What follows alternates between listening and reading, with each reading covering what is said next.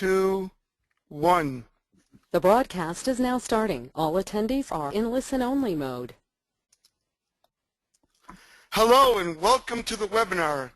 It is my great privilege and honor to introduce to some of you Dan Lyons, our Olympic champion.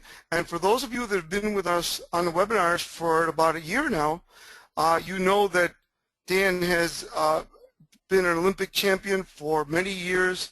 He's won national championships. He coaches all the great schools, colleges, works with the top corporations in the world, and we are very blessed and fortunate to have Dan Lyons to take us through what does a high-performance team look like.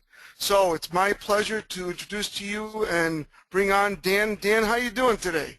Well, good, Omar. I was just listening to you go down my list of things I've done, and just happy to know that I'm not doing all of those at the same time. So very privileged and happy to be here, and excited about the next 45 minutes or so. See what we can talk about. And I went through the webinar and the PowerPoint, and we were talking about it earlier.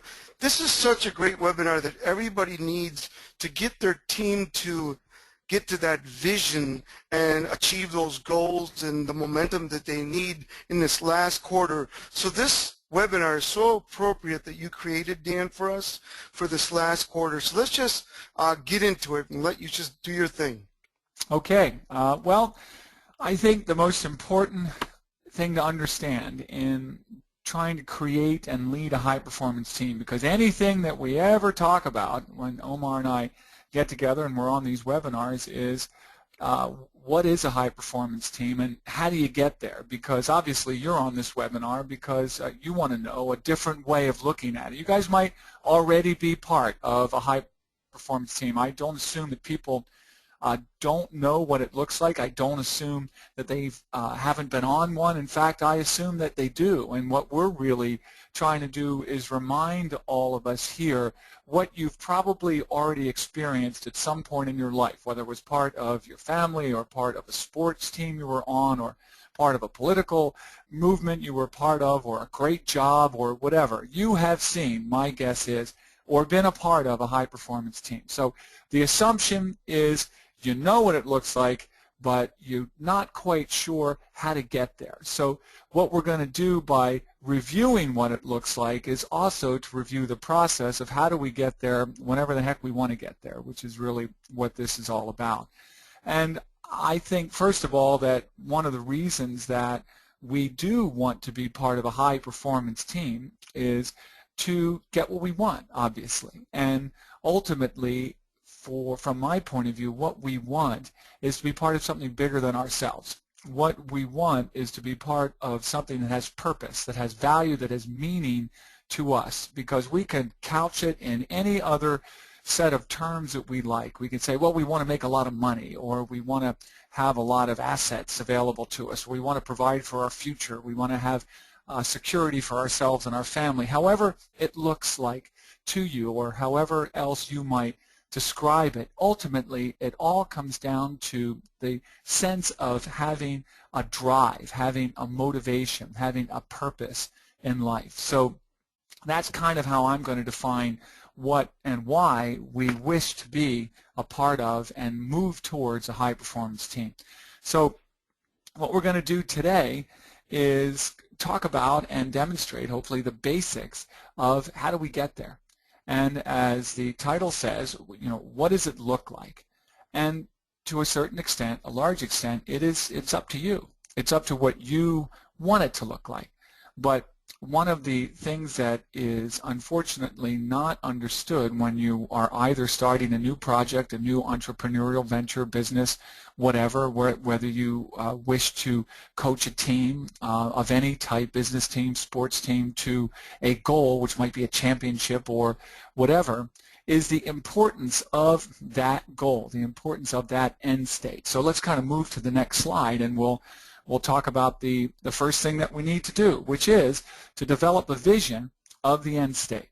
In other words, to tell your team's story of its future, the future. So let's say that we come into a business team that you are as a manager, whether it's a first-time manager or a very experienced manager, and we can cross this analogy using any other type of team. And we look at the people that we have in front of us, and we understand that they're all different people. They all want different things. They all have different agendas. We have to go into any meeting of the minds with the people that we're going to lead to greatness without understanding that they are not on your page. They're not thinking what you're thinking. They don't share your vision yet. Until you understand and they understand that we're all on the same page, we're not going to get to that page. We're not going to get to where we want to go. So what we have to begin to do is to create an understanding of where we all want to go. I remember when I was coaching women for the first time. This was in the summer of 1995 at Potomac Boat Club in Washington, D.C. And I'd coached men's crews up to that point for about 15 years and done a whole lot of other things involving high-performance crews and Olympic level and so forth and so on. But this was the first time that I'd coached a club crew of women who I presumed wanted to win the national championship. So that was my assumption. And I came down to the boat club the first morning, and I looked at this group of women who ranged from very fit-looking women who were young and obviously had some high aspirations to some older people, not quite as experienced, not quite as fit, and so forth, and everybody in between. So I asked them what they wanted to do. And think about that first. How often have you been asked what it is you want to do when you've been part of any team in your life? How often have you asked that question of teams that you are leading? What is it that they want to do? What are they all about? What are their goals as individuals? Well, I expected, frankly, that all of them would say, well, we want to go to the national championships. We want to win. Well, I had 25 women, and I had 25 different responses, and it really threw me. I had responses from, well, my aspiration is to be on the Olympic team. I'm training at this level. This is what I want. To, well, frankly, my husband told me I needed to lose weight and I better get, working. And everything in between that. And I'm like, holy dog poop. What am I going to do here? Because when you get a group together, the first thing has to be you have to align them. They all have to be thinking along the same lines so that their energy can be channeled to a common vision. So I said, okay, well, how about we start with a potential goal? Let's say we want to go to the national championships and we want to win in 6 different categories. What do you think of that? How many of you would like to do that? And a number of hands, maybe 18 of the 25 went up. And I'm like, okay, why don't you think about that? And tomorrow morning when you show up for practice, we'll talk about what is going to be required to make that goal. And they did. Now, if I hadn't done that, if I had just gone in with saying, okay, the goal here is to win the nationals. The goal here is to be the best crew in the country. And what we're going to do is row twice a day, and we're going to row 35 miles a day, and we're going to put in this type of work, and so forth and so on, for the next 8 weeks. My guess is that about half of those people would have quit right away, just not showed up, and maybe even more, because we hadn't put out yet a common agenda or a common goal. And this is, I think, the task that all of us face when we're trying to create a high-performance team, is first of all to try to create a shared vision. Try to create a vision of what it looks like, what a high-performance team actually looks like when we have accomplished the goals that we share with each other. But in order to do that, we actually have to articulate what goals we have.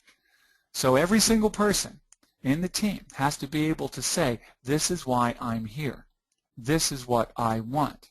And then we have to begin to work towards what that end state is actually going to look like when all of these goals are actually attained, and we can begin to work towards the embracing of a particular vision. So, and that's that could be a long process. It could be a process of continuing to narrow down or to finesse those goals until everybody agrees on a common line, or it could be quick. It could be quick. It depends to a certain extent also on the leadership skills that you will exhibit, your ability to allow people to actually be empowered by saying what it is that they want and not shutting them off, because you can't shut them off from what it is that they want to articulate, because when we do, obviously, then you destroy them. You destroy their energy. You don't channel their energy, you squash it. And so we don't want to do that. We want that energy to come out, and then we want to be able to channel that energy. So we have to be, therefore, after that stage, storytellers. We have to be great storytellers. And that means that we have to look ahead a defined period of time. So if I'm taking over a new team, I want to say, what's this team going to look like in 6 months? What is this team going to look like in a year or 2 years? And what does that mean? So, what it means to me is what's in it for them? What's in it for the members of the team? Why should they give to you their power, their energy, their commitment, their loyalty, their time?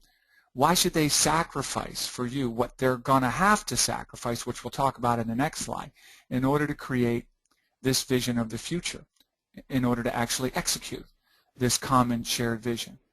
So we have to answer that question for them, and that becomes the story of the future. We start to look ahead to, say, that 1 year, and we answer that question, what's in it for them, or why should they do that? And I can give you a great example of this personally when our coach, Ted Nash, in 1986, who was perhaps the greatest single coach I've ever been privileged to be coached by, was speaking to us about the World Championships.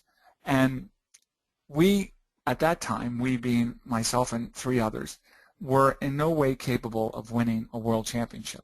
But what Ted did was he understood intrinsically that we had doubts about our capabilities.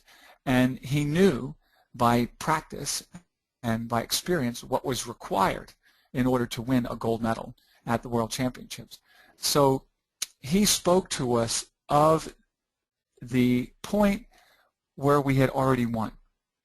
He said, with 500 meters to go left in the final of the World Championships, you are going to be ahead. You're going to be surrounded by the East Germans and the West Germans and the Soviet Union and all of these other great crews. They're going to be right on your heels, but you will be ahead with about 300 meters to go in that 2,000-meter course. You will be absolutely dead.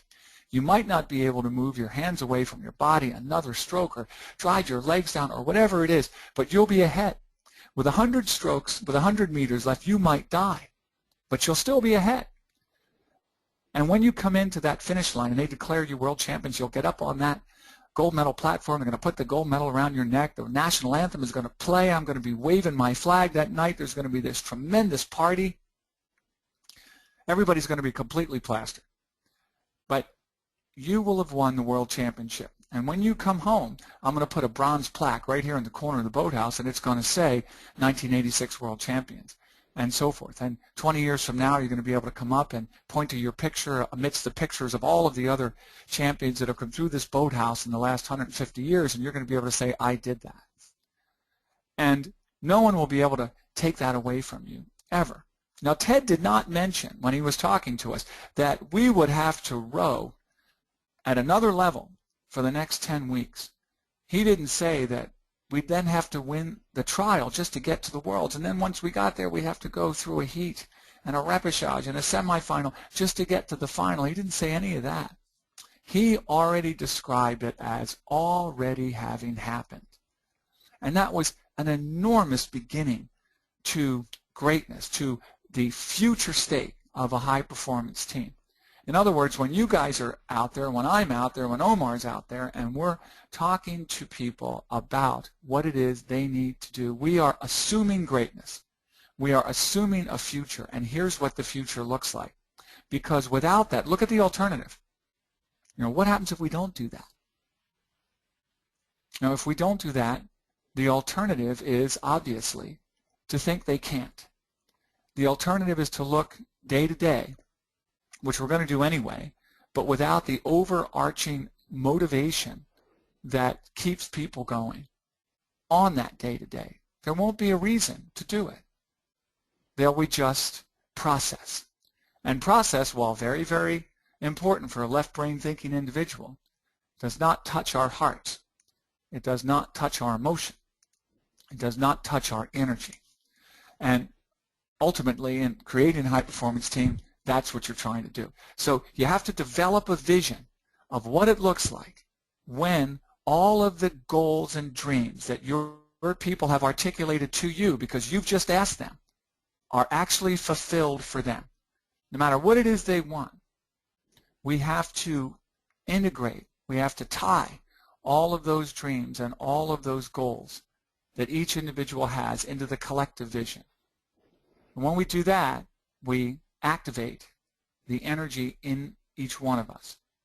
And then it's our job as a leader to collate, to bring together, to channel all of those individuals' energies.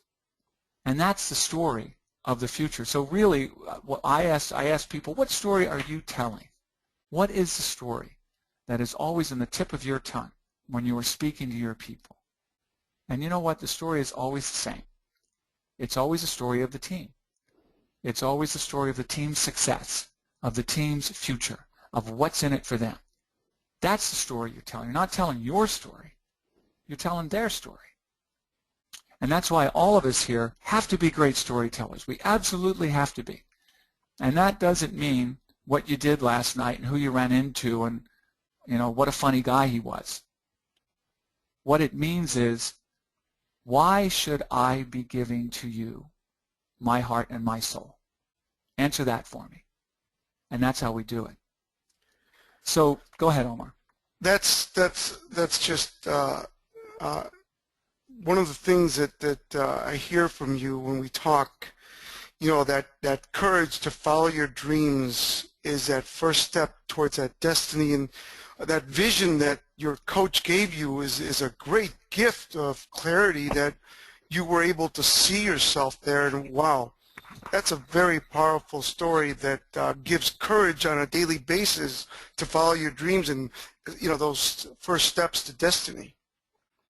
Yes, and I think that is the first thing that happens. You know, we don't want to move on into process, which we're about to talk about, before we talk about vision.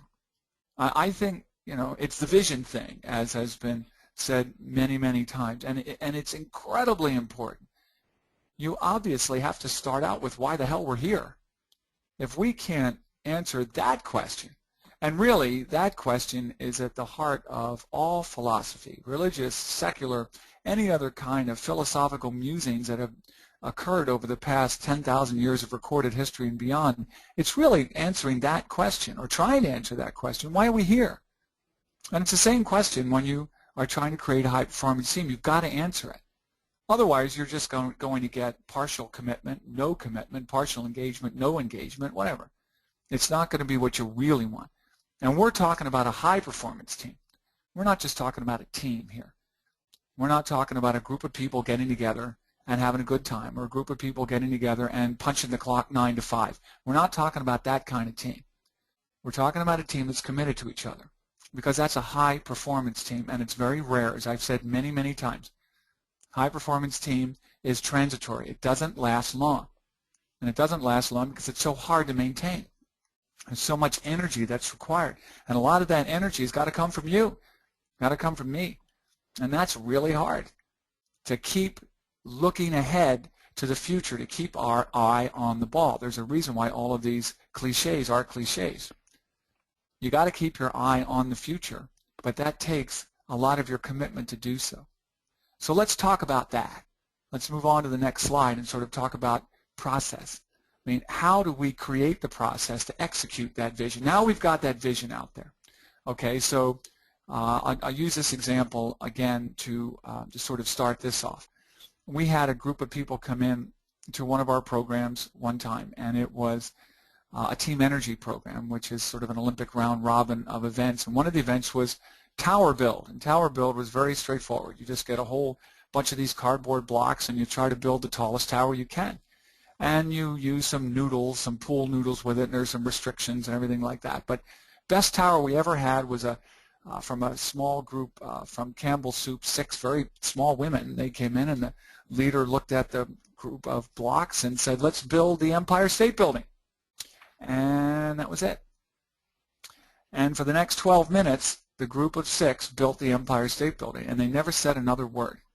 They never had to, because the vision of what the Empire State Building looked like was so incredibly clear in everybody's mind. It was an iconic image. No one had to say, oh, I wonder what to do now. Where do I move this block or that block? Well, there was no question, because they knew if a block was out of place. They merely slipped it back into place without having to communicate with each other verbally, overtly. But of course, they were totally communicating with each other every single second of that exercise. But they were communicating around a common understanding of what they wanted. One of the reasons I said that high-performance teams require so much energy is because you're constantly having to make sure that your vision, the vision of the team, is owned by everybody. They understand it with the clarity of the Empire State Building image. They have to understand it with that clarity. That is a true high-performance team, a machine. When everybody knows exactly what their role is, everybody knows exactly what they need to do. And in an adaptive mode, when things change, they just stick to that vision of where it is they want to go, and they adapt with changing circumstances. And you can do that simply by pounding on what the vision is. What's in it for them? What does it look like? What does that future state look like when it actually happens? So that begins now the process. We think about the clarity of the Empire State Building, or the clarity of whatever your vision is. And then we say, okay, how are we going to build that? How are we going to do that? And the way we do that first is we focus on our team's gathering points. And gathering points is a term that we use in rowing a lot, but we have transferred this term in a general sense, and it's very applicable. It means, where do we get together our energy? Where do we align our energy? Where do we see the same thing? Where do we sit on the same page? And when do we do that? So in a practical sense, you can say a gathering point is 7:30 every morning. We're going to have a video conference with our team, whether it's a team of 2 or 6 or 8 or 50. We know a company up in Philadelphia. It's a finance company that's located in 3 different cities, Chicago, New York, and Philadelphia. And every morning at 7:30, they have a video conference with all 200 employees. And everybody's there. It's only 10 minutes. And they basically go out every morning with what's the goal for the day, for the team, for the entire company. It's based on what the markets have been doing. It's based on a strategy that they've developed that is internal to the company, and so forth and so on. But ultimately, what they're really doing is they're getting everybody to understand they're in this together. They're getting everybody to understand that their energy is going to be maintained by their association and their commitment and their loyalty to everyone in the team. They're getting everybody to understand that they're going to be supported in this. They're not alone.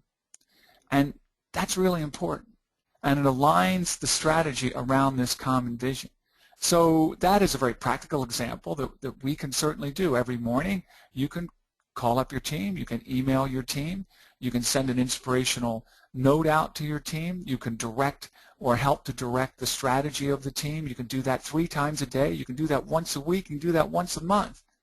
You can have a meeting, a physical meeting with your team, and you're going to sort of lay this out, articulate this out in a stated format. So every Monday, once a month, we are going to actually have a physical meeting. We're going to get together, we're going to discuss this and that, or whatever. These are very practical gathering points where we can gather our energy together. And that's unbelievably important, because at every gathering point, you are strengthening what the vision is. You are repeating what the vision is. You're getting people to buy into what the vision is. And this is something which I find that whenever we have lost track of where we're going, or things have become so busy on a daily basis in the team, or frantic sometimes, that we start to drift away from each other, and we start to execute agendas that are not the common agenda. That the solution to that is to always bring people back in to an articulated and an easily understood practical series of communication points, touch points, gathering points, whatever you want to call them, and to begin that process of alignment. And when I say begin that process of alignment, it is you're beginning every time, every day. You're beginning the process of alignment. You never complete the process of alignment, just never complete it. I mean, we're not machines, and we're not computers. We can't hit a keystroke and all of a sudden it's locked in our memory banks. It just doesn't work like that. We're organic creatures. Things change. So it's not something that we can ever take for granted either. At that World Championships that I talked about before, for instance, we were in the semifinal, or I'm sorry, in the heat of the Worlds, and our stroke oar, who was a tremendous rower, he was a huge guy, and he was a three-time former Olympian. He was an old dog, and he was a guy who had his own agenda. And we thought we were a high-performance team. We shared everything up to that point. We'd sacrificed an enormous amount of time and effort and pain and all that other kind of stuff just to get there. But here we are in the heat, and he unilaterally decides to change the race plan halfway into the race. And all of a sudden we're going slower because he's taken what's called the stroke rating, or strokes per minute, from 37 strokes per minute, which was our race pace, down to about 34, just like that, without telling us. And then he did it again down to 32, and he waited until the Czechoslovakian crew passed us. And it wasn't until the Swiss crew was about to catch us that he knocked it up into gear, and we went to about 40 strokes a minute. We just managed to hold off this surging Swiss crew and the British crew and so forth. And our coach, Ted, came down and he's like, what the hell was that all about? And our stroke oar said, well, Ted, I have it all figured out. If we finish third in the opening heat, we get the easy semifinal. And Ted says, oh, well, that's great. Congratulations. You now have the equivalent of the Olympic final. In other words, Espy had miscalculated. And he'd miscalculated because we hadn't talked about it. We weren't on the same page. So even with teams that are high-performance teams, or supposedly high-performance teams, you're going to get people going off on their own. This is an unending process that you and I face in trying to align a high-performance team together. It's every single day. So the first thing we have to do is determine when are we going to communicate with our team. And then what is it that we're going to say to them? And that's all about speaking a common language. Speaking the language that we all agree is important. When you look at any profession, from doctors and lawyers and business and everything else, we all have a language unique to us. It makes us different. And it's not just to make us different. It's because oftentimes the things we do are so complex that they demand a way of speaking about them that will make sense to us. And so we create this sort of common language. And that's what we need to be talking about, so that whatever we say is understood by everyone else. And there's no question about whether we understand it or not, because if there is, then we're going to go off in a different agenda, we're going to go off in a different path, we're going to use our energy somewhere else. It's going to be wasted energy. So we have to understand. So when we begin to speak that common language, that helps us to accept, to be empowered with the vision. So let's go on to the next slide here, and we're going to talk about how, once we get that common language down, once we start to speak the language, because we've got these practical gathering points that are consistent and that are frequent, and we are really always referring to the vision. Once we get all that happening, what's going to happen is that the team begins to flow. The team begins to become one with each other in terms of energy, and energy is everything. And that energy begins, that flow begins with you as the leader, me, Omar, everybody who is in a leadership position. Because your job, and we'll go through this in a moment, is to create rhythm. Your job is to be consistent. Your job is to send a message that everybody can begin to rally around, which of course is the vision. So we call this process BCRAP, or of course BCRAP. So you can, think about whatever you want in terms of that acronym, but it is what it is. I guess we could have put it in different order. We could have had PARCIP or ARCBOOP or something like that, but BCRAP actually, kind of funny. So there you go. So we're gonna use the acronym BCRAP in order to figure out the process of going through from sort of the beginning of the vision to the completed state. And the first element of a championship team is balance. Balance. We have to be balanced in our approach.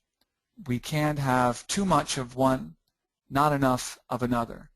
In other words, we can't be over the top in our charisma. We can't be over the top in our process.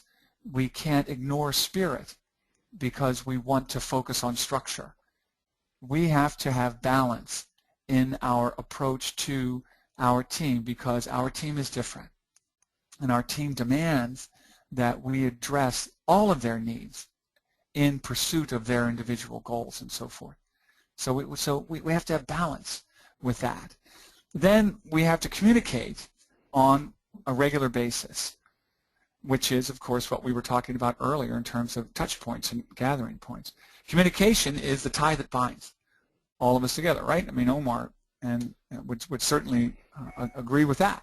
I mean, it's a question of being on the same page all the time. Then what we communicate is done rhythmically. It is done consistently.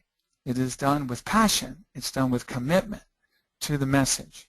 And it's done by you because that's our responsibility. The leader's responsibility is to set the rhythm. Set the rhythm. And through rhythm, we create alignment. And alignment is your team's responsibility as well as yours. Your team is responsible for making sure that their energies are aligned with and are supporting that common vision which we've articulated at the beginning. And then, once we have all of that stuff going, then and only then do we add power.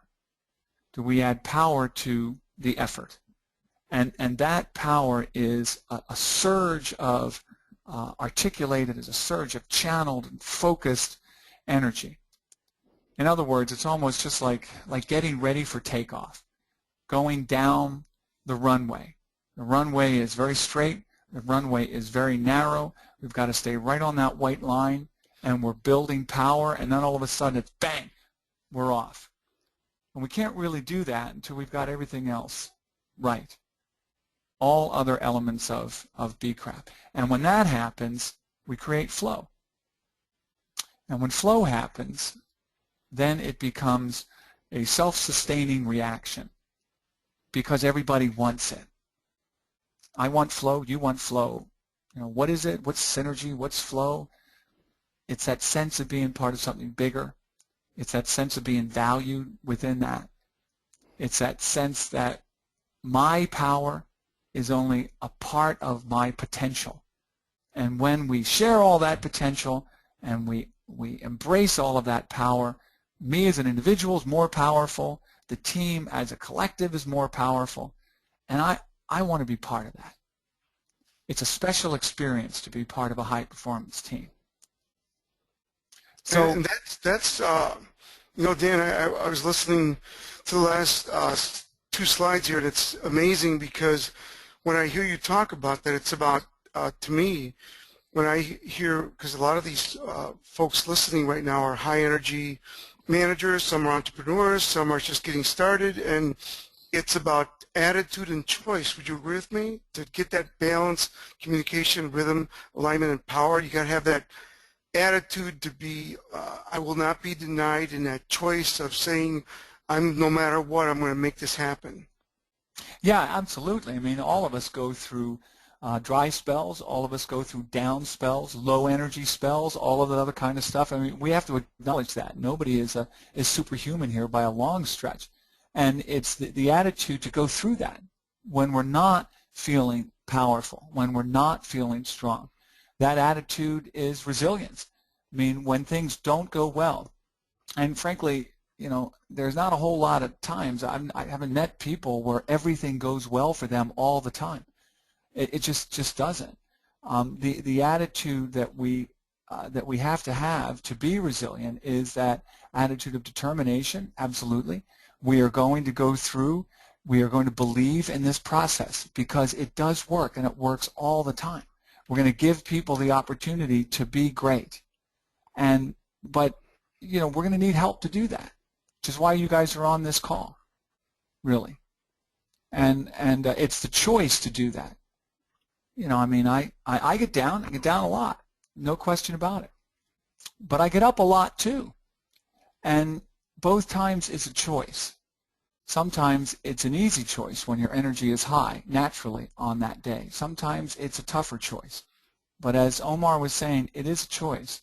And the attitude does ultimately make the difference. The attitude of what we see in ourselves as well as what we see in other people. If we believe that other people can do all of this, that other people can be great, that other people can see the vision, that they actually want something that is worthwhile of them, that is worth their effort, then we create in their minds as well as our minds not just the potential of the future, but I believe we actually create the future. We create that future state.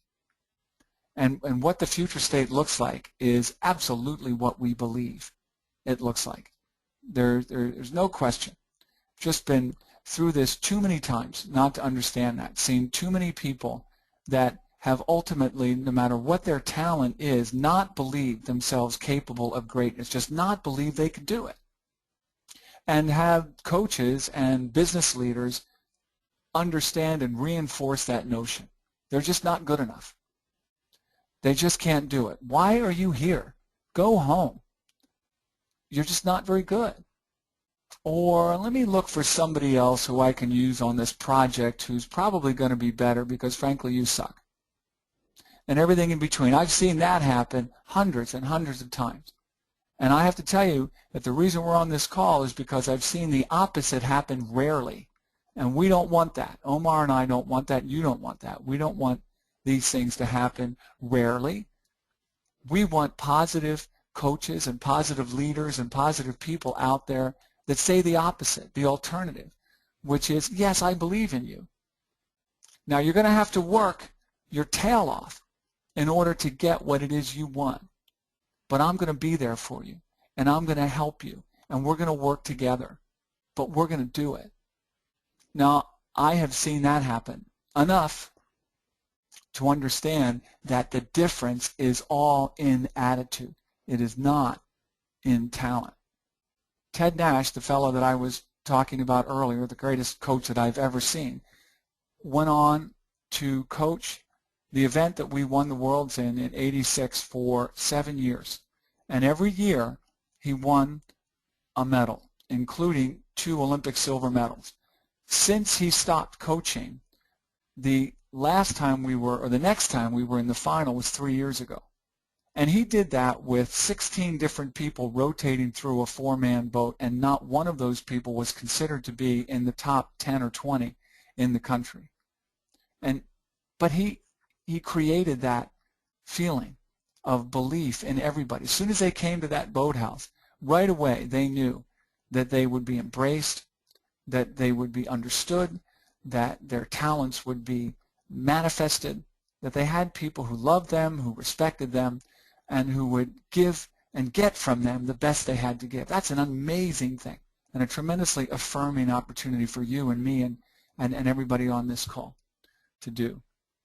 And what we always try to do is give to everybody the same process, which is what we're talking about today, to do that. Boy, Dan, he was able to really take these 5 elements and just weave them through that whole training and everything that you guys did to have you guys have that belief that you can do something that was attainable. And that's a gift that's so powerful. All of you should really look at these 5 elements and see, how can I put these into my team? How can I get them to believe the way the coach was able to do that, the way Dan is talking about, to make those opportunities become a vision, to become a reality. That's just terrific. Yeah, and it happens with everything we say. I'll give you a quick example. And, you know, Ted, whenever he would coach us, it was in this way. You know, tremendous power on the finish of that stroke. Amazing. Now, if you could just get that catch in quicker, you will be awesome. So in one sentence, and he would repeat this sentence again and again in very, very different ways, 1,000 different ways, but he was always saying the same thing. He was talking to all of us about the past, number one, which was our tradition, our connection to something that we had done well. Tremendous power on that stroke that you just did, basically. So now I'm thinking, wow, I did that stroke really, really well, and the coach thinks I did that stroke really, really well, or I did that project or that computer program or whatever really, really well. And I'm thinking about that at that moment, and that's generating some real positive energy right there. So that's the past. Now, if you just do this a little better, now he's talking about the present, and I am willing to listen.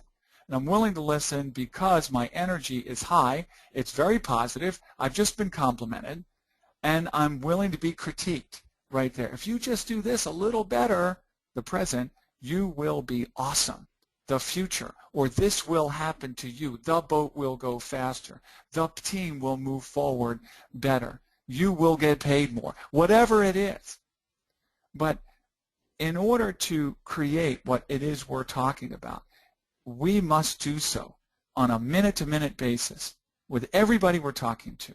And with everything we say. It's the way we say things that are incredibly important. Ted critiqued us every single minute of his coaching. He wasn't blowing smoke up anybody's you-know-what. He was telling the truth. He was saying, yes, you did that well. And he was saying, if you do this better, you will be great. Is there anything that's not true about that? No. But the difference, the alternative is to say, my God, I cannot believe how badly you did that last project. Or you messed up here in this particular line of code. Rather than saying all of the things that you did well, we focus only on the things you did poorly. And of course that's natural, because a lot of us are critical people. I'm a critical person. My first instinct is not to be positive, frankly. My first instinct is to go after the correction needed to make the thing better. I've had to teach myself to coach like Ted naturally seemed to coach. And it has really, really paid off because people are very willing to change if you acknowledge all of the things that they do well. If you give them the opportunity to think highly of themselves while challenging them to do better, they will respond. They'll respond all the time. I've had some people come up to me and say, you know, I was used to being beaten as a kid, basically. I was used to a negative reinforcement milieu when I grew up. You've got to yell at me. I'm like, well, no, I'm sorry. I would like to honor what it is you value, but I'm just not going to yell at you. I'm going to critique you. I'm going to challenge you. But I am not going to demean you, even though you think that that's the thing that really gets you fired up. I'm going to disagree with you there. It does get you fired up to a certain level, but it will never get you to the level that you really, really want to be. And it never does. You know, negative coaching, negative leadership, negative driving, it does work to a certain level. Absolutely. I'm not going to say that it doesn't. It does work to a certain level. It can work to a very high level, but it can't work to the highest level, and it cannot consistently work. People just cannot take that for a long period of time. Short period of time, sure, they can handle it. But after a while, they're done. They get burned out. And that's not a sustainable model. So I think when I think back on what Ted was as a coach, and I pick out what it is that I think all of us can work on a daily basis. You can get off this call right now and you can work on it with anybody, with your spouse, with a significant other, with members of your team, is how you speak to them. Is it talking about what they've done well? Is it talking about what they can do that will make it better? Is it talking about what that will look like when it is done? In one sentence, you talk about the past, the present, and the future state. And I think we do that minute to minute. That's the best thing you can take away from this, because you will get energy from people, and it'll be good energy, really good energy, and you'll get loyalty from people, and you'll get commitment from people, and you will be able to change their behaviors. It's awesome. Great stuff. Great stuff. I hope you guys are taking a lot of notes. Great material. Well, let's kind of move to the last one, which is kind of aligning all of this to how we live our life, and this is hard. This is very hard. I remember just the other day being reminded of the difference between a goal-centered life and a value-based life, and I think that all of us have gotten into. I don't want to speak for you guys, but I know I have gotten into the pursuit of a goal-centered life. The pursuit of a gold medal or the pursuit of some objective that has seemed very, very important at the time. If I don't do this, then I will be devalued in some way. And I think that when I reflect upon the times in my life and the lives of those people that I've been privileged to know over the past 50 years or so, that have been memorable, that have been affirmative, that have been full of energy and good feeling. It's not around the goal that I've achieved, even when we won big things or we're part of great teams. When we break down what the feeling really was, it was always about how we did it. It was always about with what passion we committed to the process. The process meaning that we were going to do things right, that we weren't going to we weren't going to go outside the rules of the game, so to speak. We were going to have a certain set of values that we were going to attack it with. We were going to be committed to each other. We were going to be committed to the effort. And that became the goal. The goal was more around how we treated each other. The goal was more around the values that we shared, rather than it was an objective. And so I think that all of these things that we're talking about here, balance, communication, rhythm, alignment, power, the way that you coach and so forth, if it is tied to a shared system of how we see the world, a shared vision of how we all see the world, then it's going to be ultimately fulfilling for all of us.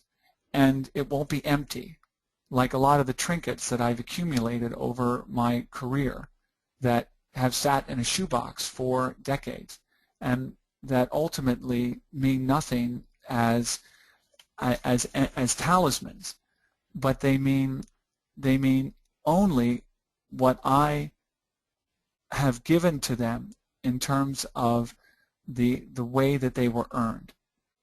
So, in other words, to give it another sort of example, there have been races that we've won, to go back to a sports analogy, that have meant nothing. We win by a lot, we win by a little, but the effort was not there. We've thrown crews together, and just because as individuals we were better than the other individuals or even the other crews, we would win. And I don't even remember those races. Ultimately, I look at the medals and I'm like, where was that from? It meant nothing. Even at the time, it meant very little. There was sort of the affirmation, yes, we're pretty good. But all of the times when we were engaged with a group of people that were committed to each other and who valued each other for who we were, those times I remember, win or lose. Those times I remember. And I think that that's one thing with this group of people that were on the call right now that it's nice to remember, nice to think about, is what really matters is how we take our effort and align it with those things that are important to us in our life. And that's magic. You know, when I hear you talk about that, I think when all these things come together personally or professionally, that balance, communication, rhythm, alignment, power, when you have that value-based life, it becomes magic. Like you said, it's not the goals, it's where the goals come from. It's the not just the purpose, it's the why that you do it. And that's what it's all about, that feeling. Yeah, and right, and I just, it's just the older I get, the more meaning that has, and it's and the more success we'll have, because it was when I was part of those efforts, whether it was in the Navy or in business or in athletics or coaching or whatever, that's when I had the most success too, when I was part of that type of sort of values-based approach rather than just goal-based approach. Otherwise, I think, you know, I look back at a lot of empty times too. And I hope for all of us that we don't do that. I hope that as we all go forward here to whatever success that you are all going to have in whatever endeavor you commit your energy and your resources to, with whomever you are fortunate enough to share that journey. You know, it is a journey that is based around the things that are really important, which is ultimately, to me, commitment to each other. Because I think when we don't have it, we yearn for it. And when we do have it, we revel in it. And that is what I hope for all of us. It's terrific. And Thomas Carlyle said, a man without a purpose is like a ship without a rudder. So very fit for this webinar. Absolutely.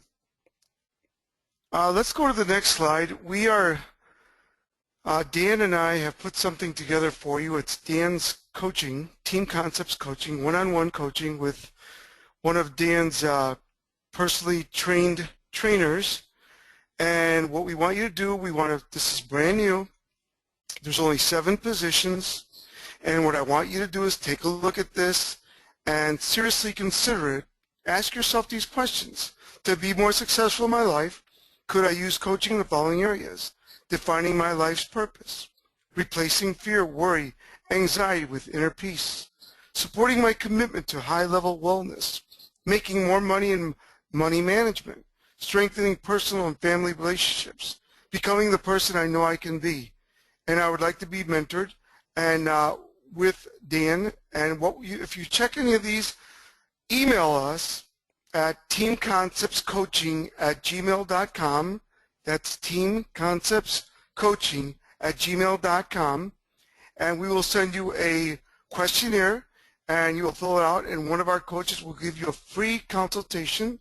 It'll take you about 30 minutes, and see if you qualify to work with Dan's great coaching team. So hope you take advantage of this. It's complimentary. And Dan, thank you again for another great webinar. And any parting words for everyone? Well, thank you, Omar. As usual, you are awesome, and I hope that everybody listening here will go out and kick some butt, take some names. And I will say again that to me, if you take away that way of approaching people, that sort of past, present, and future, that positive critique, positive method in everything you say, just try it out today. Try it out tomorrow with whomever you come in contact with. It doesn't need to be overt. It can be very understated, and just see what happens.